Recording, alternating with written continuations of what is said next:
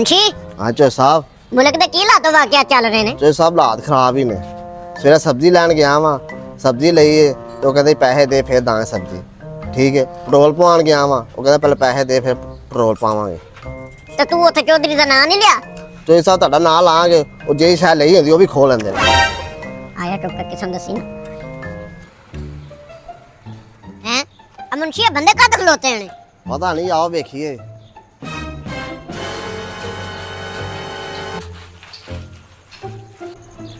ਹਾਂ ਇਹ ਤਾਂ ਚੇਅਰਮੈਨ ਹੈ ਇਹਨੂੰ ਕੀ ਹੈ? लाला लाला की है जी यार मेरे दिल ਨੂੰ ਕੁਛ ਹੁੰਦਾ ਪਿਆ।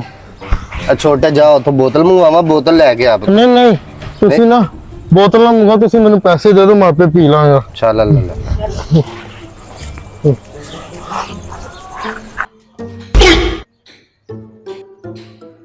ਚੇਅਰਮੈਨ ਹੈ ਕੀ ਚੱਕਰ ਹੈ? ਓ ਯਾਰ ਪੈਸੇ ਪੂਸੇ ਨਹੀਂ ਹੈਗੇ, ਇਦਾਂ ਦਿਹਾੜੀ ਧੂੜੀ ਲਾ ਲਈ ਦੀ ਹੁੰਦੀ ਹੈ। ਚੁੱਪ ਕਰ ਚੋਰੀ। ਅੱਛਾ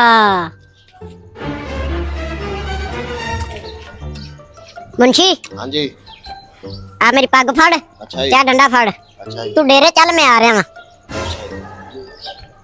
20 minutes later.